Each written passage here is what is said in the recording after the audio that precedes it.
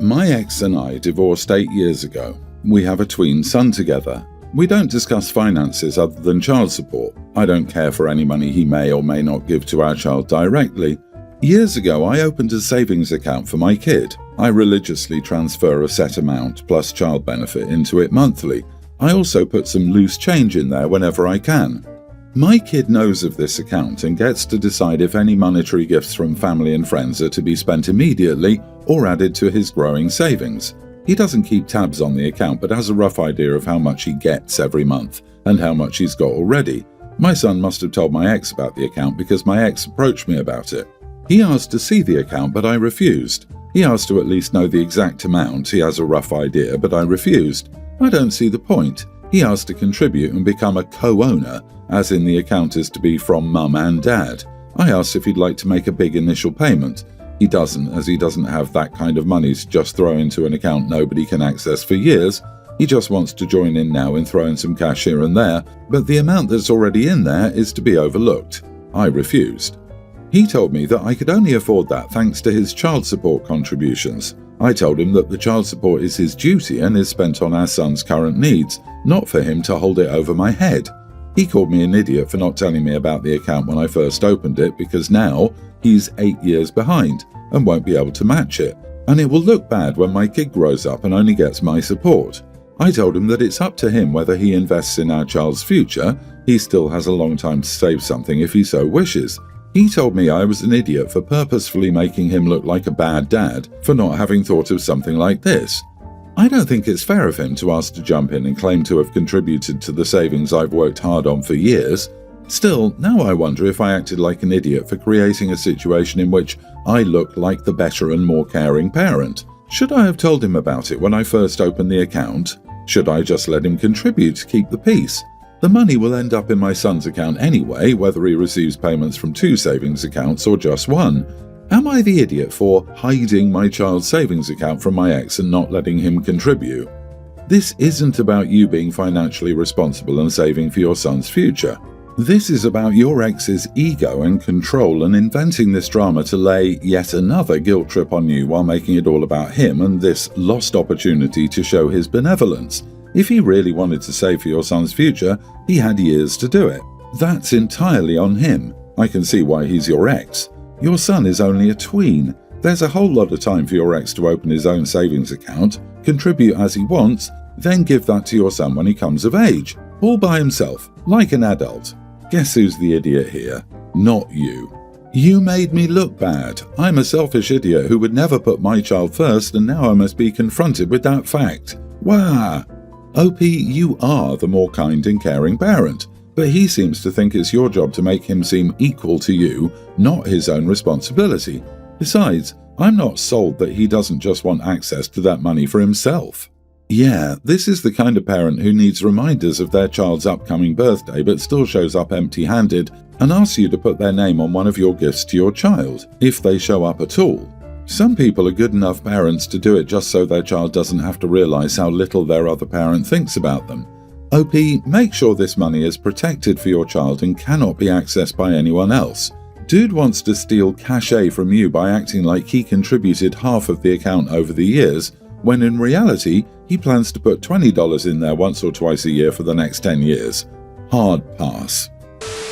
I'm 34 female, the mother of 2 little girls, a young grammar schooler and a preschooler. My older daughter is a funny, happy and curious little girl. She can be a bit rambunctious and ask questions or make comments without thinking about how they impact people, which is something I'm trying to work with her on. My daughter loves her teacher and talks about her all the time. Her teacher is actually pregnant and has started to show. My daughter was excited when she learned that her teacher was having a baby and has been asking me and my husband all kinds of questions about pregnancies and babies. Yay! Today, her school let the kids dress up for Halloween. My daughter decided to dress up as Luna Lovegood from Harry Potter. I thought she would have a fun day and her costume wouldn't cause any trouble. I got a call from her principal around lunchtime. Apparently, my daughter stuck a basketball under her robes, walked up to her teacher, and said she was dressing up as her for Halloween. When I heard this, I started laughing. I know my daughter, and I knew she did this because she loves her teacher and probably meant it as a sweet gesture. Sadly, the teacher didn't take it that way. She said my daughter was being rude, disrespectful, and commenting on a pregnant woman's body.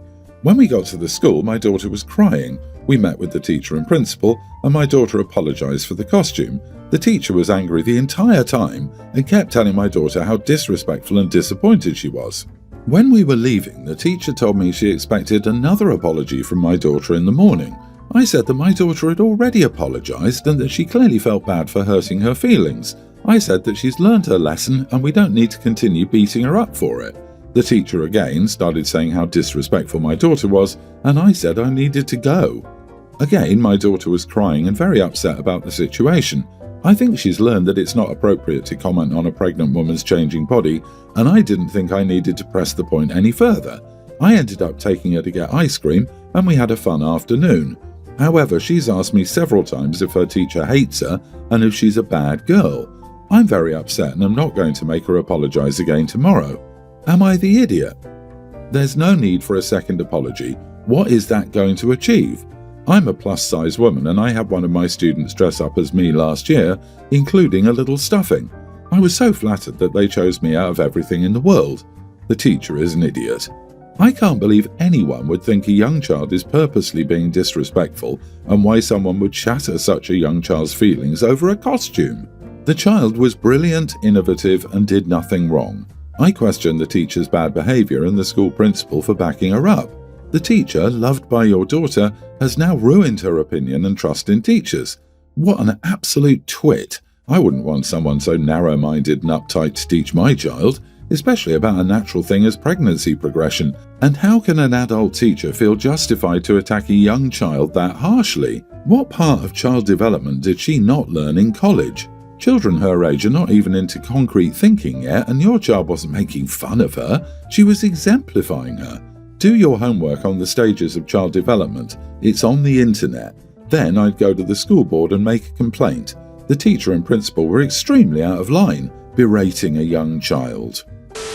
I have this friend who's pretty big, like 350 pounds or maybe a bit more, while everyone else in our circle is more on the slim side. I love her very much and want her to feel at home at my place, so I made sure that my new chairs at the dining table were safe for her to use. But then she didn't really find them comfortable. No armrests that would be tight to fit in or curved seats to press into her legs or anything. It was just that they weren't upholstered enough for her liking or something. So then she saw that nice comfy lounge chair in my living room and dragged it over to the table because she wanted to use it instead. I told her it might not be as sturdy as the chairs, but she still wanted to use it. It's a designer chair, one of those cup-formed ones with thin brass legs, beautiful but unstable. Got it at a designer outlet for $250 a few weeks ago. She sat down in it, all good.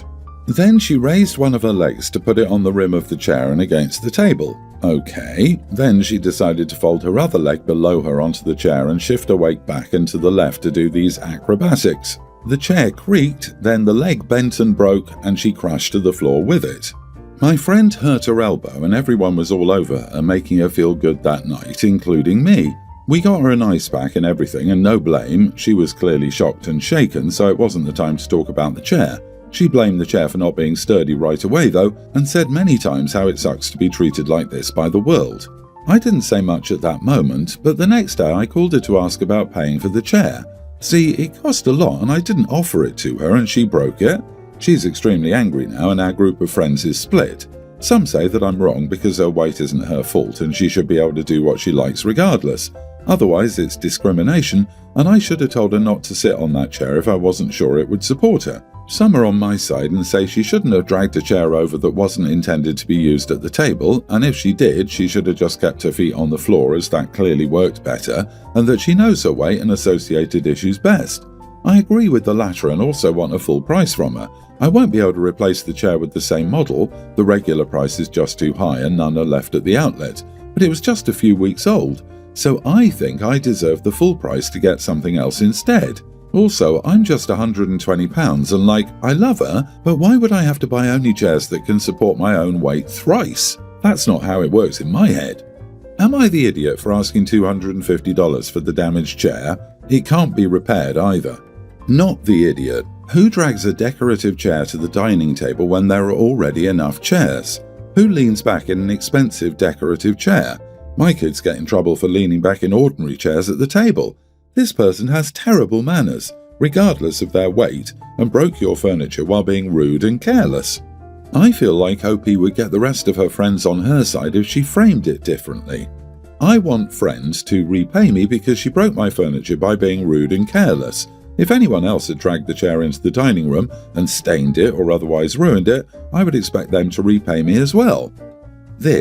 She wasn't just sitting on it, she was trying to cram her entire body into the chair. She had her feet on the chair. She broke the chair by sitting on it like a moron. She needs to keep her feet off other people's expensive furniture. No matter what your weight is, you stuff around with someone's property and it breaks, you reimburse them for it.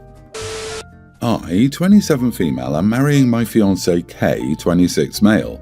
Our wedding is only a few months away. This problem has to do with my friend Kennedy, 27 female, who's also going to be a bridesmaid. She has autism and always has some sort of plush with her to squeeze and hold on to when we're out, along with a pair of headphones.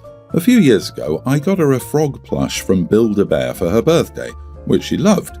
She named it Hocus and loves buying and making clothes for it. Even her boyfriend thinks it's adorable how attached she is to it today. My fiancé never had a problem with Kennedy until she asked if it was okay to bring Hocus with her to our wedding. It upset him and he told her no.